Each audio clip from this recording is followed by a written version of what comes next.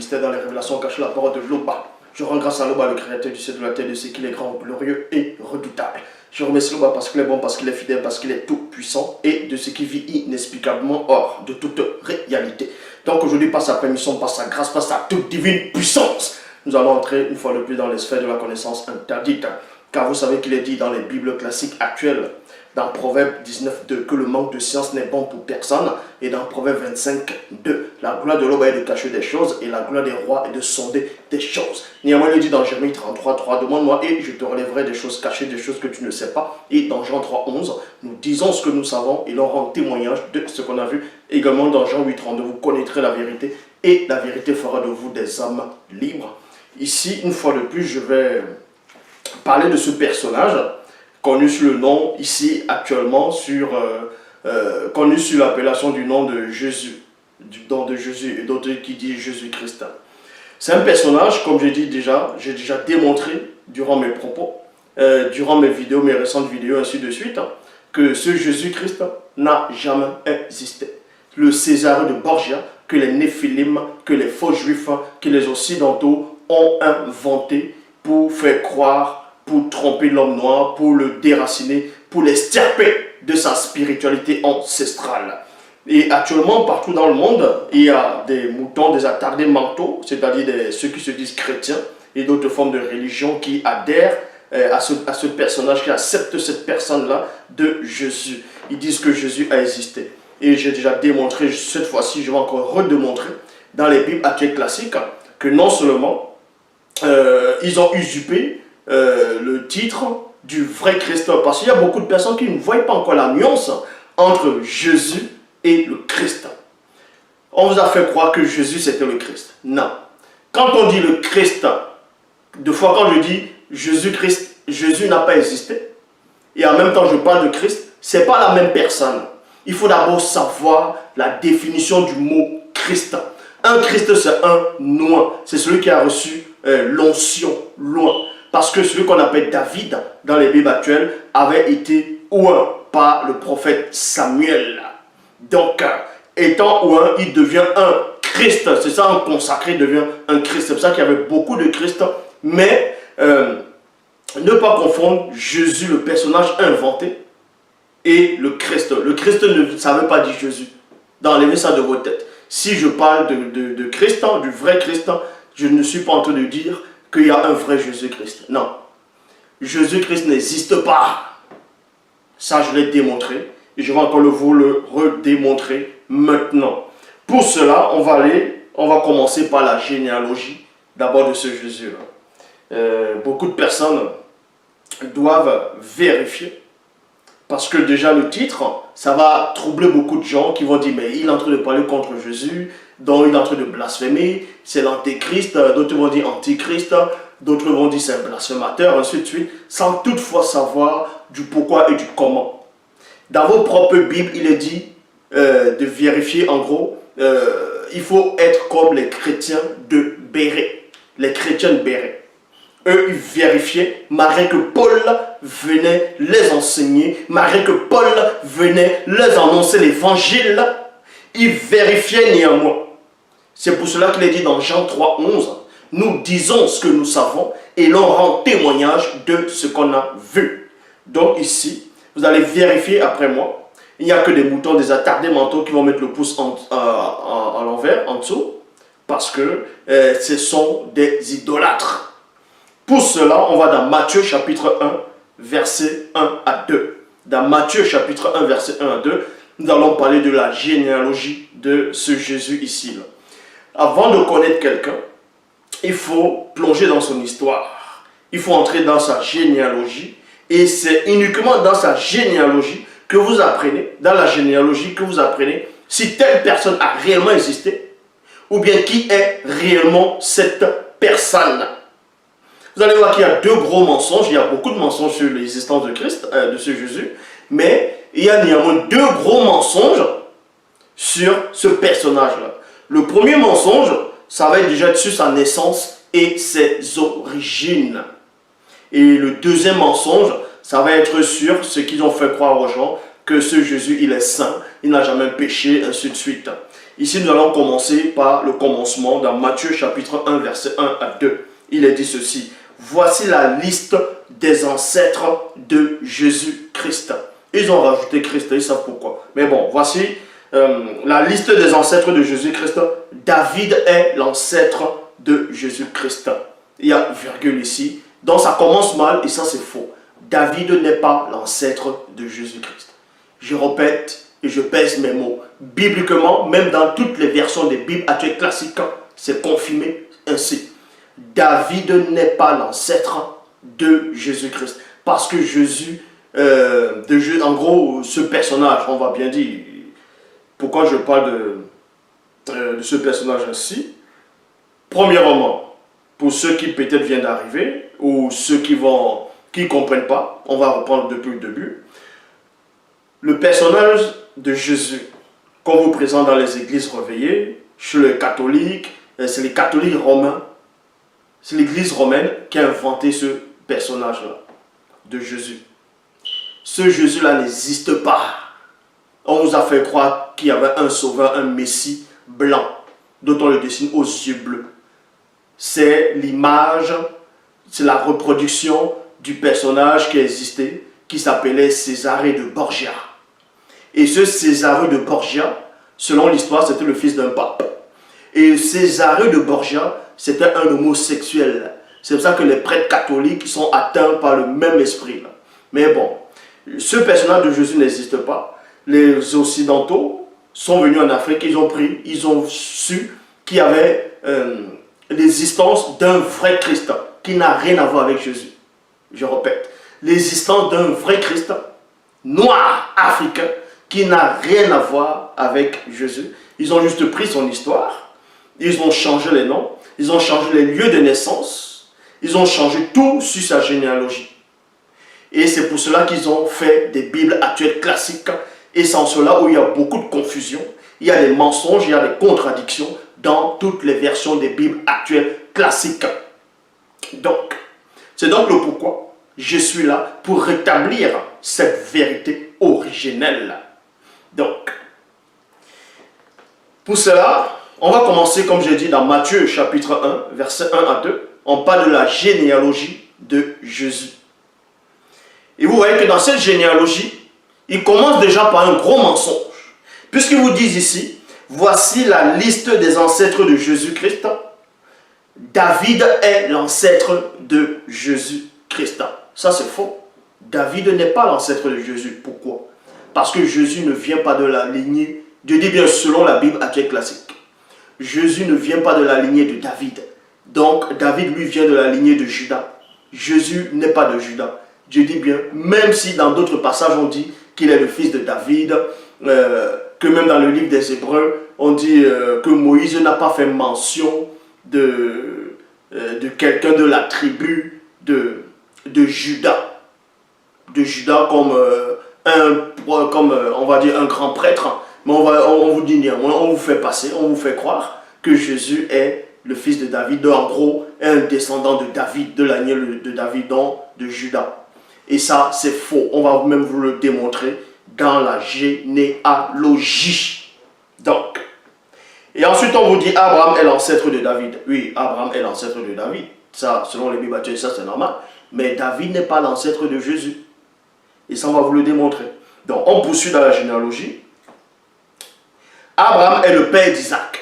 Écoutez attentivement. Vous pouvez vérifier dans toutes les versions. Vous prenez le livre de Matthieu, même Luc, vous allez voir de là, vous prenez Matthieu. On vous dit, Abraham est le père d'Isaac. Ça c'est normal, mais nous savons que Isaac n'est pas le premier fils d'Abraham, selon les Bibles actuelles classiques, c'est Ismaël. Mais ils ont écarté Ismaël, ils savent pourquoi. Bon, et moi aussi je sais pourquoi.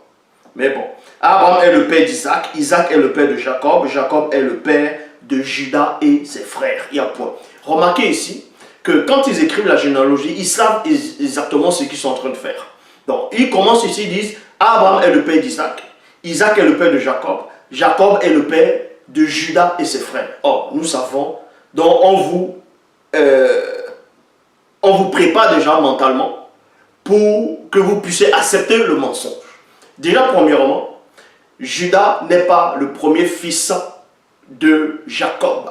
Parce que ici, on l'a mis ici, on dit Jacob est le père de Juda et ses frères. On vous fait, donc c'est déjà pour vous préparer mentalement, psychologiquement, de faire croire que Juda est le premier fils de Jacob, que Juda est tellement important que c'est par là où le Christ doit sortir. Et ça, c'est faux. Donc, vous voyez, Juda est le quatrième fils de Jacob. Où est cela dans Genèse chapitre 28 au verset 35. Je répète, Genèse 28, verset 35. Juda est le quatrième fils de Jacob. On poursuit dans Matthieu chapitre 1, verset 2 à 16. Matthieu chapitre 1, verset 2 à 16. Dans Bible Parole de Vie, il est dit, Abraham est le père d'Isaac, Isaac est le père de Jacob, Jacob est le père de Juda et ses frères. Point. Juda est le père de Pérez et de Zara, virgule, les mères est Tamar, point. Donc Juda a eu des rapports sexuels avec sa belle-fille en pensant que c'était une prostituée. Donc on vous fait croire déjà que votre soi-disant sauveur sort déjà d'une lignée déjà de débauche et une lignée des gens qui sont remplis, on va dire, de confusion. Mais bon, Abraham est le père d'Isaac, Isaac est le père de Jacob, Jacob est le père de Juda et ses frères, Juda est le père de Pérez et de Zara. Les mères est Tamar. Pérez est le père de Esron est le père de Ram. Ram est le père d'Aminadad, Aminadad est le père de Nachshon, Nachshon est le père de Salma, Salma est le père de Boz, Boz est le père de Rahab, Boz est le père, Boz est le père d'Ophab. La mère d'Ophab est Ruth. Ophab est le père de Jessé. Donc on poursuit. Jessé est le père du roi David. Donc David sort bel et bien, selon les Bibles classiques, de la lignée de Juda. Juda qui est le quatrième fils de Jacob. Vous voyez, là c'est la généalogie. Écoutez attentivement. Donc, Jessé est le père du roi David. David est le père de Salomon, virgule. La mère de Salomon était la femme d'Uri. Selon les Bibles classiques, David a commis l'adultère. Il a fait tuer le mari, a fait tuer Uri. Uri plutôt. Et ensuite, il a pris cette femme, il a couché avec cette femme. Il y a un enfant qui était né, mais cet enfant, on vous dit que Dieu l'a fait périr. A fait périr l'enfant par rapport à la faute que David avait commise. Et le deuxième enfant qui est né de cette union, c'était Salomon. Donc, vous voyez déjà la lignée de Juda, c'est que l'inceste, c'est que la débauche, c'est que les plaisirs sexuels, ainsi de suite, désordonnés. Donc, on poursuit. Salomon était, voilà, la mère de Salomon était la femme d'Uri. Salomon est le père de Roboam. Roboam est le père d'Abia. Abia est le père d'Assa. Assa est le père de Josaphat. Josaphat est le père de Joram. Joram est le père d'Ozias. Ozias est le père de Yotam.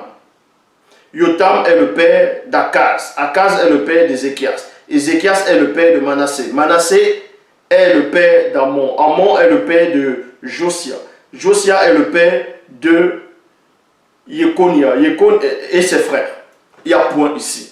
Donc, en ce moment-là, il y a virgule. On amène les Israélites prisonniers à Babylone. Il y a point. Après cela, virgule. Yekonia est le père de Shealtiel. Shealtiel est le père de Zérobabel. Il y a point ici. Là, c'est toujours la lignée de Juda. On est en train de descendre. La tribune de Juda, c'est la lignée. David est issu là de là. Roboam, Zérobabel est issu là de là aussi. Zérobabel est le père d'Abidoud. Abidoud est le père d'Eliakim. Eliakim est le père d'Assor. Assor est le père de Sadok. Sadok est le père d'Akim. Akim est le père d'Eliud. Eliud est le père d'Eliézar. Eliézar est le père de Matan. Matan est le père de Jacob. Il y a point ici. Jacob est le père de Joseph. Il y a point. Écoutez attentivement, il y a point. Joseph a pris Marie pour femme, virgule, et Marie est la mère de Jésus, virgule, qu'on appelle Christ. Point. Je m'arrête d'abord là-dedans. Où est-ce en quel moment il est dit ici que Marie, en gros, on vous dit en gros que Joseph est de la lignée de Judas.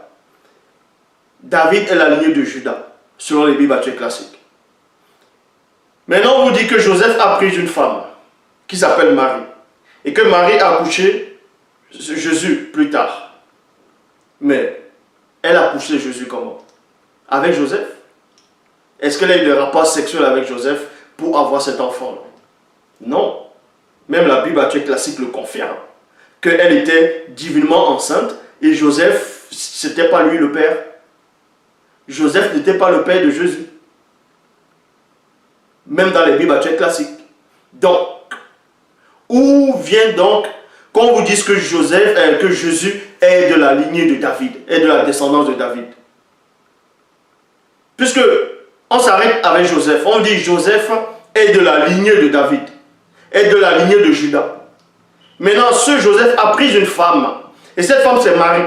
Marie, elle est de quelle lignée? C'est pas écrit ici que Marie est de la lignée de Judas. C'est pas écrit que Marie elle est de la descendante de David. C'est pas écrit. Mais on va maintenant vous donner la généalogie de Marie, selon les Bibles actuelles classiques. On va vous donner de la lignée, de la branche de quel fils de Jacob Marie est issue. Bon, avant ça, on va dans Luc chapitre 1, verset 30, dans Luc 1, 26, il est dit, le 6e mois, l'ange Gabriel fut envoyé par Dieu dans une ville de Galilée appelée Nazareth. Il y a virgule ici. Verset 27 de Luc 1, dans la Bible des peuples, il est dit, auprès d'une vierge déjà promise en mariage à Joseph, il y a virgule. C'est qui Joseph? Joseph, c'est celui qui est issu de la lignée de de Judas et de David. Vous voyez ça dans la généalogie dans Matthieu, chapitre 1, verset 1 jusqu'à 16.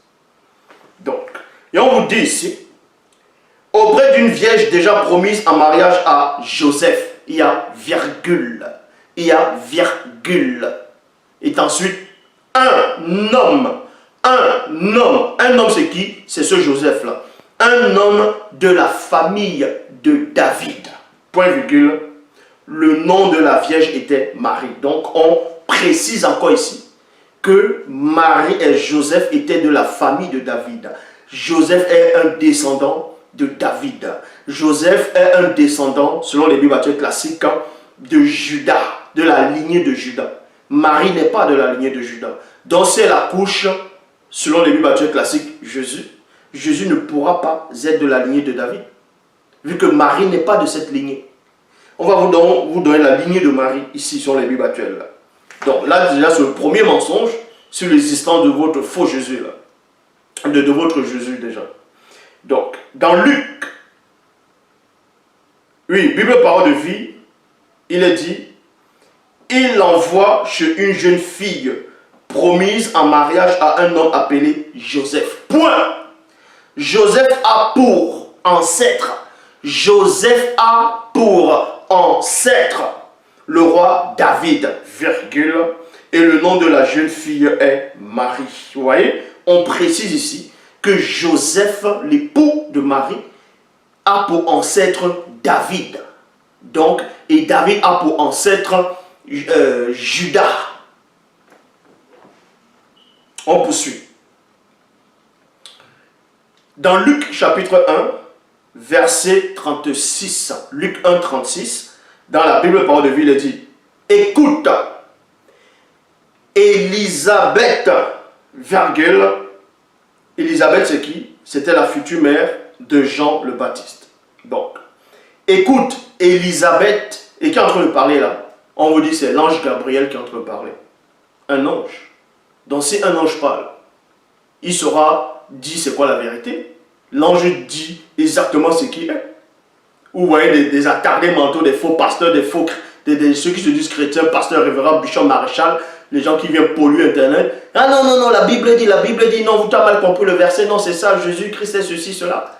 Mais on vous dit que l'ange Gabriel, c'est pas le même ange Gabriel dans la Bible classique qui dit qu'il est l'ange Gabriel, il se tient devant Dieu, devant votre Dieu, qui se tient devant Dieu.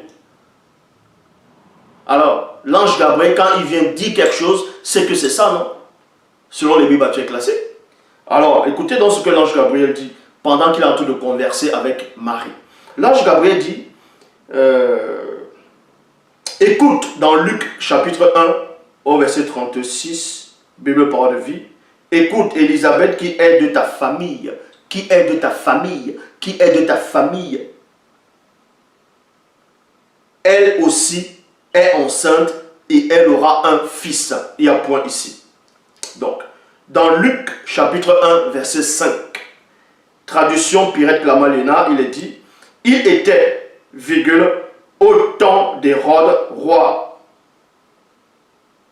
de Judée, un prêtre du nom de Zacharie. Un prêtre du nom de Zacharie. Zacharie, c'était qui? Zacharie, c'était l'époux d'Élisabeth. Donc, de la classe d'Abias. Il avait une femme de la descendance. De la descendance. Si vous ne savez pas comprendre le français ou bien lire le français, vous retournez à l'école. On vous dit ici là, que Élisabeth, Zacharie avait pris une femme. Et cette femme était de la descendance d'Aaron, virgule, dont le nom était Élisabeth. Il y a point. C'est pas le même ange Gabriel qui disait que Marie est de la famille d'Élisabeth.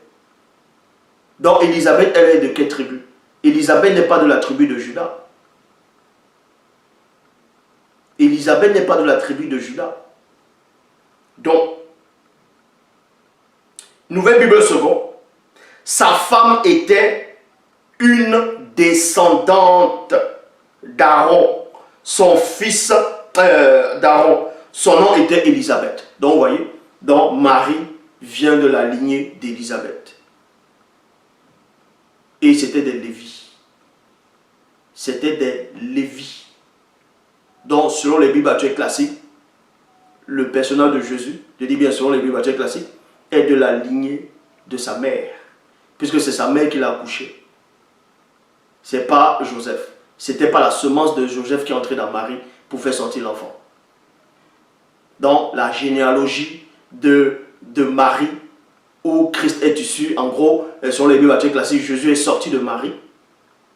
Donc, c'est la descendance, c'est les ancêtres, c'est la lignée de Marie qui compte dans la généalogie. Et Marie, elle est de la tribu de Lévi. Tout comme sa parente Élisabeth. Donc, Marie étant Lévi, le Jésus qui sort, lui aussi devient un Lévi, selon la chair. Il est Lévi et non Judas. Puisque il n'y a pas le sang de Judas en lui. La semence de Judas n'est pas en lui. David a quoi avoir là-dedans? Joseph est de la lignée de David. Joseph est de la lignée de Judas. Et Joseph n'a pas eu de rapport sexuel, selon les Bibles actuelles classiques, avec Marie pour avoir votre faux Jésus là. Donc, voici la Bible, votre propre Bible qui confirme que Jésus n'est pas de la lignée de David. Donc, il n'est pas de Judas. D'arrêter de faire croire aux gens le lion de la tribu de Judas, tout ça c'est faux. C'est le christocentrisme. Point. Donc, on poursuit. Là, c'est toujours la phase 1. Sur le mensonge de sa naissance, de sa généalogie. Déjà, il y a un gros mensonge. On vous fait croire que c'est le lion de la tribu de Judas. Il n'est pas de la tribu de Judas, donc il ne peut pas être le lion de la tribu de Judas. Donc, on poursuit. Ça s'appelle le christocentrisme. Vous voyez? Christocentrisme, c'est quoi? On vous dit, c'est une expression de la doctrine chrétienne qui place le Christ au centre de la théologie et de la spiritualité. C'est ce qu'ils ont fait avec ce Jésus-là. Et ça, c'est faux. Voilà encore un gros mensonge qu'on va démontrer dans Matthieu chapitre 2, versets 14 à 15. Traduction Louis II 1910, il est dit: Joseph se leva, il y a virgule, prit de nuit le petit enfant et sa mère. Donc on vous dit ici, qu'à une période, Hérode cherchait à tuer les enfants nouveau-nés, tout comme Moïse. Au temps de Moïse, moi, c'est que j'ai démontré, l'histoire des Hébreux esclaves en Égypte n'a pas eu lieu. Cette histoire, c'est une invention. Je l'ai démontré, cette vidéo existe toujours. Mais bon, on vous dit néanmoins que dans Matthieu chapitre 2, versets 14 à 15, on voulait tuer le petit enfant, tous les petits enfants qui sont nés à cette période-là. Et on vous dit que Joseph était divinement averti. Il a pris le petit enfant Jésus et sa mère, Marie, ils sont allés en Égypte. Écoutez attentivement. Cette scène-là, c'est toujours le christocentrisme. Donc, on vous dit, Joseph se leva, prit de nuit le petit enfant et sa mère et se retira en Égypte. Et se retira en Égypte. C'est même les mêmes Bibles qui disent que maudit soit celui qui va aller chercher son secours en Égypte, non? Mais bon, le petit enfant en Égypte. Et il resta jusqu'à la mort d'Hérode, afin que s'accomplisse ce que le Seigneur avait annoncé par le prophète. 2 points. J'ai appelé mon fils hors d'Égypte. Point. Et ça, c'est faux. Donc, non seulement, les biblistes, les auteurs des Bibles actuelles classiques, ils font mentir Dieu. Ils font croire que Dieu avait donné une prophétie par un prophète sur le petit enfant Jésus, qu'on va l'envoyer en Égypte à un certain moment donné, et ensuite on va le retirer de l'Égypte pour que la prophétie puisse s'accomplir, qu'il ait dit, j'ai appelé mon fils à sortir d'Égypte. Nous allons donc voir ce prophète, où est-ce qu'il a prophétisé, et vous verrez que quand il a prophétisé, ça s'adressait nullement à ce Jésus-là. Est-ce que vous comprenez? Donc c'est encore un autre mensonge. La prophétie se trouve dans Osée, chapitre 11, verset 1. Osée 11, 1. Bible parole de vie dit, le Seigneur dit, 2 points, quand Israël, Jésus c'est pas Israël, Jésus n'est pas Israël. Donc quand Israël était jeune, virgule, je l'ai aimé. Il y a une virgule ici. Et je l'ai appelé. Et on a appelé Israël, le petit Israël. Et je l'ai appelé, virgule, lui qui? Israël. Lui, virgule, mon fils, il y a virgule, a sorti d'Égypte, il y a point. Donc, les auteurs de Matthieu 2,15, ils vont prendre cela, ils vont prendre cette prophétie, ils vont faire croire que ça, ils vont tourner cela pendant le concile de Nicée pour tout trafiquer l'histoire. Ils vont faire croire que cette prophétie d'Osée 11, 1, s'adresse au petit enfant dont fait allusion dans Matthieu 2,15, qui est allé se réfugier en Égypte avec son père et sa mère, et ensuite on les a fait ressortir pour que cette prophétie puisse se réaliser. Et déjà, ça ne s'est pas réalisé parce que ce Jésus-là n'a jamais existé. N'a pas existé. Donc, c'est le premier point. Parce que c'est le christocentrisme. C'est un mensonge volontaire pour faire croire aux gens que Jésus existe et que même les prophètes ont prophétisé sur lui. Donc, vous pouvez donner tous les versets que vous voulez dans Ésaïe 9,5, un enfant nous est né, un fils nous est donné, la domination reposera sur son épaule, on l'appellera admirable conseiller, Dieu puissant, Père éternel. Ça c'est faux, ça c'est faux. J'ai déjà démontré que même dans Ésaïe, là, selon les Bibles actuelles classiques, on ne parlait pas de votre Jésus. Là. Toujours dans le livre d'Ésaïe, on démontre à qui la domination va se reposer. Ce n'était pas sur ce Jésus-là. Donc vous pouvez donner tous les versets dans le livre des Psaumes. Je suis la seule personne qui connaît l'explication des Bibles, de toutes les Bibles, de la Bible. Donc, Matthieu 2,15, c'est un mensonge, puisque Il n'est pas là en Égypte pour le faire sortir pour que Osée 11, 1 puisse le réaliser. Puisque dans Osée 11, le prophète là n'a pas prophétisé sur un enfant Jésus, il a prophétisé sur le peuple d'Israël. Est-ce que vous comprenez? Il a prophétisé sur le peuple d'Israël qui allait en Égypte. Et là-bas, là, on l'a fait sortir. Vous pouvez bien lire Osée. Mais sauf que cette prophétie même, dans Osée, c'est faux. Parce que j'ai démontré aussi que c'est faux. Parce que les enfants d'Israël n'ont jamais subi l'esclavage en Égypte. Cet esclavage-là n'a jamais eu lieu. Je l'ai démontré. Ça, c'est encore un... Donc, ils ont pris un mensonge pour faire encore un autre mensonge. Bible en français courant. Quand Israël était jeune, virgule, je me suis mis à l'aimer, dit le Seigneur, virgule, et je l'ai appelé, il y a une virgule, lui, mon fils, virgule, à sortir d'Égypte. Osée, chapitre 11, verset 2. Ça poursuit par rapport à celui qu'on a fait sortir d'Égypte. Dans Osée, chapitre 11, verset 2, Bible de la liturgie, quand je l'ai appelé, virgule, on a appelé qui? Le petit enfant. On a appelé qui? Le jeune Israël. Quand je l'ai appelé, il s'est éloigné pour sacrifier au Baal et brûler des offrandes aux idoles. Montrez-moi donc un passage dans les Bibles actuelles classiques où on dit que ce Jésus-là, quand il est sorti de l'Égypte, il allait adorer les Baals. Puisque c'est deux petits enfants. Donc, quand vous lisez un passage, ne prenez pas juste un verset qui vous arrange, vous oubliez la suite. Donc, ça c'est un mensonge. Donc, ça c'est le premier point. Déjà, le premier point, il y a déjà un mensonge sur sa généalogie. Et un mensonge sur son existence, sur des prophéties qu'on prend à gauche, à droite, des prophéties même inventées, même qu'on va prendre pour encore aller inventer une autre histoire. Donc, deuxième phase, ils font croire aux gens que Jésus est saint et qu'il n'a jamais péché. Et je vais vous démontrer, même toujours dans les Bibles classiques, que votre Jésus n'est pas saint. Et il a péché et il a menti volontairement. Oui, c'est écrit. Donc, dans Luc chapitre 24, au verset 13 à 15, on vous dit que Jésus avait ressuscité. Qu'il avait ressuscité. Et qu'il était... il a ressuscité. Et ça se passait, un moment, il y avait deux disciples qui étaient sur le chemin de Maïs. Ils étaient en train de cheminer et parler des événements qui s'étaient déroulés, récemment déroulés. Et Jésus est venu au milieu d'eux, ils ne l'ont pas reconnu. Parce que les yeux étaient empêchés de le voir. Donc dans Luc chapitre 24, verset 13 à 15, il est dit, le même jour, deux disciples faisaient route vers un village appelé Emmaüs. Il y a virgule ici. À 2 heures de la marche de Jérusalem, et ils allaient entre eux de tout, et ils parlaient entre eux de tout ce qui s'était passé.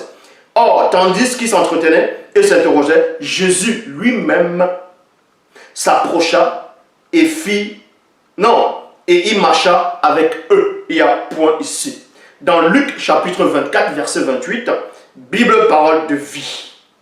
Donc, on vous dit, pendant qu'ils étaient en train de cheminer, ce Jésus-là, ce personnage inventé, il pose la question à deux disciples. Il dit, mais qu'est-ce qui se passe? Pourquoi vous êtes comme ça? Et les disciples lui disent, mais es-tu la seule personne ici qui se journaliste, ici, là, qui sait pas ce qui s'est passé? Il dit quoi?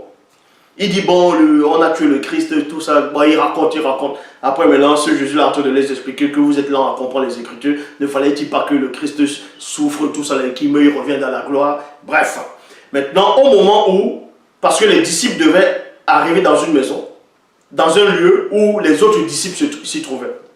Et en cours de chemin, voilà ce qui va se passer, où ce Jésus-là va mentir volontairement à tous ces pasteurs, à tous ceux qui se disent pasteurs, révérends, bishop, maréchal, apôtre, diacre, prophétesse, chrétien, ou croyants, peu importe. Votre Jésus, c'est menteur. Parce que Satan, c'est Satan qui est derrière. Jésus-Christ n'existe pas. Donc, le passage le démontre ici. Donc, on vous dit dans Luc chapitre 24, verset 28, Bible, parole de vie, ils arrivent près du village où les disciples devaient aller. C'était dans un village. Il y a point. Jésus fait semblant. Jésus fait semblant. Est-ce que c'est Zoula qui a écrit ça là? Non. Est-ce que c'est Zoula qui a écrit ça là? Non. C'est les auteurs des Bibles. N'est-ce pas?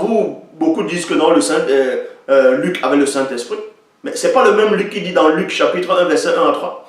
Plusieurs ayant entrepris de composer des récits des événements qui sont accomplis parmi nous, il m'a aussi semblé bon après avoir fait des recherches exactes et de te les exposer par écrit d'une manière suivie, excellent Théophile.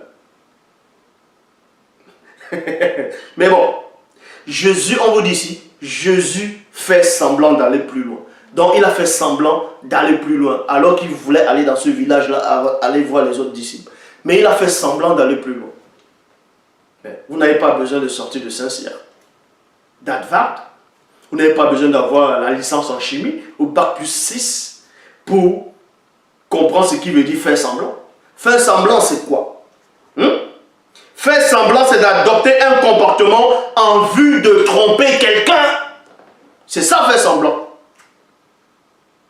Faire croire une chose fausse.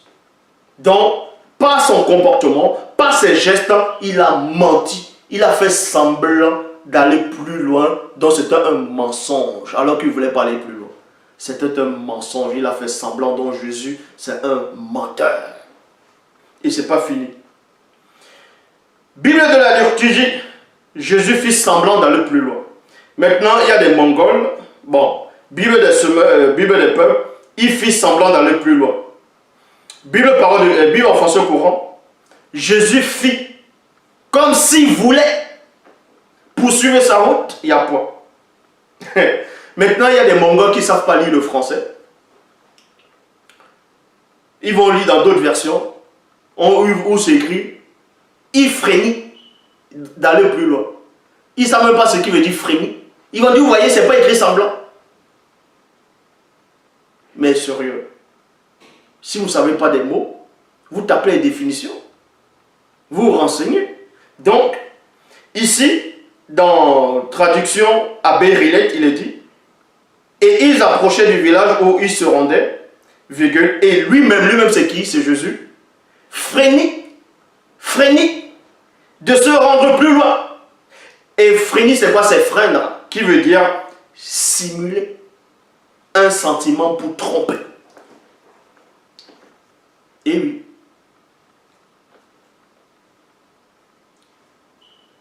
Un sentiment pour tromper. Donc Jésus, c'est un trompeur. Tout comme son père Satan. Et oui. Tout comme son père Satan. Parce que Satan, c'est Satan qui est derrière cette invention de ce Jésus. Donc, on va aller dans Jean 10, 30. Jean chapitre 10 au verset 30. Ça, c'est beaucoup de chrétiens qui aiment citer ce passage-là. Vous voyez, Jésus a dit dans Jean 10, 30, moi et le Père, nous sommes un. Donc, c'est lui qui est le Père. Mais regardez encore un gros mensonge là-dedans. Comment ce Jésus-là ment encore là-dedans. Dans Jean 10, 30, dans la Bible de l'épée, il est dit, moi et le Père, virgule, nous sommes indivisibles. Indivisibles. Moi et le Père, nous sommes indivisibles. Et indivisible, c'est quoi? Qualité d'une chose, d'une substance ou d'un groupe de personnes qui ne peut pas être séparés ou divisés. Et oui, ou abandonnés. Parce que quand tu te sépares de quelqu'un, ça veut dire que tu abandonnes la personne. Et ce Jésus sort de sa bouche, que lui est le Père, lui est votre faux Dieu, qu'il y avait Adonai Elohim l'Éternel, qui est en même temps un démon, dit que lui et ce Père-là sont indivisibles. Donc ils ne peuvent pas s'abandonner, ils ne peuvent pas se séparer. Mais c'est le même Jésus qui sort encore de sa propre bouche plus tard dans Matthieu chapitre 27, au verset 46, en disant, mon Dieu, pourquoi m'as-tu abandonné?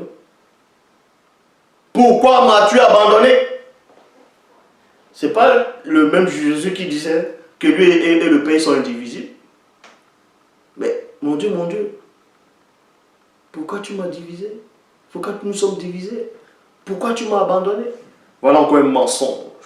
On va encore donner un autre mensonge, un gros mensonge de votre Jésus, pour montrer déjà, il ne connaît pas les Écritures, parce que ceux qui ont écrit le Nouveau, ce que vous appelez le Nouveau Testament, ont pris des récits de ce que vous appelez aussi Ancien Testament, écrits par d'autres personnes, dans des écarts. Donc ils ont fait que prendre, pour dire on va faire le christocentrisme, et on va centrer ça sur Jésus, on va créer un sauveur blanc, pour dire c'est le sauveur de l'humanité. On va faire en sorte que, on va écrire là-dedans, que si quelqu'un dit que Jésus n'est pas le Christ, c'est celui-là qui est l'antéchrist. Donc on va faire en sorte que les gens puissent avoir peur, de ne même pas se poser des questions. Donc, c'est ça qu'ils vont aller dans Jean 3,13. Jean 3,13. Où ce Jésus dit, personne n'est monté au ciel. Quand il parlait à Nicodème, que personne n'est monté au ciel. Donc vous voyez de la méconnaissance. Donc on va lire ici. Dans Jean 3,13, Bible en français courant, personne n'est jamais monté au ciel, virgule, excepté le Fils de l'homme qui est descendu du ciel. Il y a deux gros mensonges et deux grosses confusions dans les propos de votre Jésus là, qui n'existent même pas. Vous allez voir. Les autres passages, je vous donne même ça cadeau. Mais de Jean 3,13 là, ça je ne laisse pas ça. Vous allez voir la confusion. Donc, déjà on vous fait croire que votre Jésus dit dans Jean 3,13 que jamais aucun homme n'est monté au ciel. Il y a virgule. Je m'arrête d'abord dans la virgule. Or, quand vous lisez dans 2 Rois, chapitre 2, verset 11, il est dit, alors qu'il continuait à marcher tout en parlant, c'était Élie et Élisée. Alors qu'il continuait à marcher en parlant, un char de feu et des chevaux de feu les séparèrent l'un de l'autre. Et Élie c'était qui? C'était un homme. Élie c'était un homme. Et Élie monta au ciel. Élie monta au ciel. Et votre faux Jésus vient, il dit personne n'est jamais monté au ciel. Et on fait croire que parce que c'est Jésus qui doit dire ça, donc 2 Rois c'est faux. Regardez encore la confusion il aurait même pu s'arrêter là. Mais il va encore l'homme qui vit inexplicablement hors de toute réalité. Quand tu viens apporter l'antivérité, il te confond par le mundi. Il envoie l'entité des châtiments en charge du domaine de la nature. Il te donne, et tu restes dans ta propre confusion. Donc déjà, il y a la première confusion. Il fait croire qu'aucun homme n'est jamais monté au ciel. Élie est monté au ciel. Enoch est monté au ciel. C'est écrit. Donc, maintenant, dans Jean 3,13 toujours, personne n'est monté au ciel. Ça, on sait que quelqu'un est déjà monté au ciel. Donc ça, c'est un mensonge. Excepté. Il dit maintenant, excepté le Fils de l'homme qui est descendu du ciel. Mais regardez encore un gros mensonge. Un truc qui n'a même pas de sens. Que beaucoup de chrétiens, de pasteurs, de révérends, de bishops, maréchals font, qui lisent, qui ne comprennent pas ce que ça veut dire. Comment quelqu'un peut se prétendre en disant personne n'est monté au ciel, excepté celui qui est descendu du ciel. Excepté le Fils de l'homme qui est descendu du ciel. Ça voudrait dire quoi? Que ce Jésus, avant de descendre du ciel, pour pouvoir plus tard remonter, il était déjà fils de l'homme dans le ciel. Il était déjà là-bas en tant que fils de l'homme. Et ça, c'est pas logique. Pour qu'on puisse te nommer fils de l'homme, il faut qu'il y ait déjà un homme. Est-ce qu'on va aller tout doucement? Pour qu'on puisse nommer quelqu'un fils de l'homme, quand on dit fils, on n'a pas dit père. On dit fils de l'homme. Ça veut dire qu'il y a d'abord un modèle, un premier modèle qui est l'homme. Et maintenant cet homme a beaucoup de fils, a beaucoup d'enfants. Et tu sors de cet homme-là, maintenant tu t'appelles fils de l'homme. Or, l'homme a été créé sur la terre et non dans le ciel. Genèse, chapitre 2, verset 7, dans la traduction Abbé Filion, le Seigneur Dieu forma l'homme du limon de la terre. Le Seigneur Dieu forma l'homme du limon de la terre. Dans d'autres versions, il forma l'homme de la poussière de la terre. Ou bien du sale. et non du ciel. On vous montre que le premier homme biblique a été créé sur la terre, donc ce n'est pas possible que votre Jésus puisse dire qu'avant de descendre du ciel, il était déjà là-bas en tant que fils de l'homme.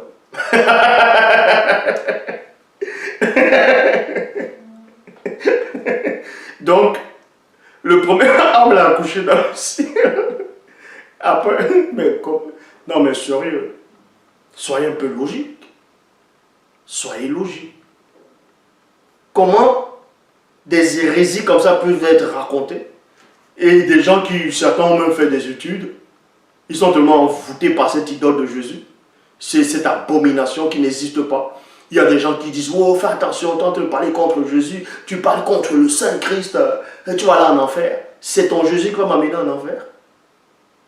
C'est ton Jésus qui peut m'amener en enfer. L'enfer n'existe pas. Ça, je l'ai démontré. Donc, arrêtez de lire vos Bibles n'importe comment. D'Apocalypse chapitre 20, verset 10. Et le diable qui les séduisait fut jeté dans le temps de feu de soufre, où sont la bête et le faux prophète seront tourmentés. Qui vous dit que l'enfer existe? Ça, je l'ai démontré, ça n'existe pas. Dans votre propre Bible, quand le peuple d'Israël brûlait, envoyait les gens à Moloch, c'est-à-dire il faisait des sacrifices humains, il brûlait les enfants, il brûlait les gens pour des sacrifices. Votre propre Bible, votre propre faux Dieu a dit quoi là-dedans? Il a dit, ce sont des pratiques qui ne sont même pas venues dans sa pensée. Donc votre Dieu a une pensée. Donc des pratiques, des choses qui ne sont même pas venues dans sa pensée. Dans la pensée de brûler quelqu'un. De livrer quelqu'un dans le tourment du feu comme ça. Certes, vous allez me parler de Sodome et Gomorrhe. Donc vous comprenez ici, Jésus-Christ n'existe pas. Parce que sa généalogie, le christocentrisme et tout ça, c'est faux. Libre à vous de croire ce que vous voulez. Et je vous le dis, l'enfer n'existe pas. Jésus-Christ n'existe pas. Votre faux Dieu que vous adorez dans toutes les religions, c'est un démon.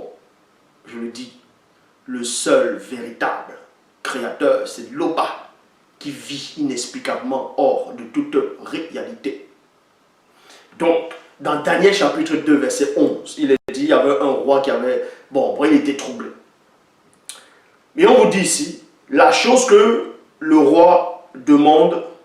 Non, la chose que demande le roi est difficile. Il n'y a personne, en gros, il n'y a aucun homme qui puisse l'indiquer au roi, excepté les dieux, excepté les dieux dont la demeure n'est pas parmi les hommes. Donc, ça voulait dire quoi?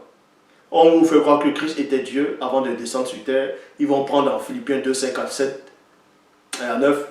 Et on vous les sentiments qui étaient en Jésus, Christ, lequel existe en forme de Dieu, n'a pas regardé comme il peut arracher d'être égal à Dieu, s'est dépouillé, lui-même prenait forme de serviteur, devenant semblable aux hommes, ayant pareil comme un simple homme, s'est humilié, s'est rendu obéissant jusqu'à la mort et même jusqu'à la mort de la croix. N'importe quoi. C'est pas le même qui sort de sa bouche, qu'il existait déjà avant de descendre en tant que fils de l'homme. Et c'est même pas logique. C'est écrit dans Jean 3,13, personne n'est monté au ciel, ça c'est faux, excepté le Fils de l'homme qui est descendu du ciel. Donc il dit par là que c'est le Fils de l'homme qui est descendu du ciel pour pouvoir remonter plus tard. Le Fils de l'homme ne peut pas descendre du ciel. Ça voudrait dire que le premier homme, qui est le père de tous les fils des hommes, aurait été créé directement, même son corps physique, dans le ciel, ou bien dans votre royaume des cieux.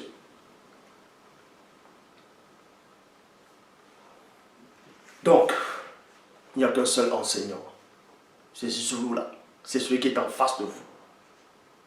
Toutes vos fausses religions, toutes vos fausses spiritualités, que ce soit égyptienne, peu importe, tout ça c'est de la rigolade.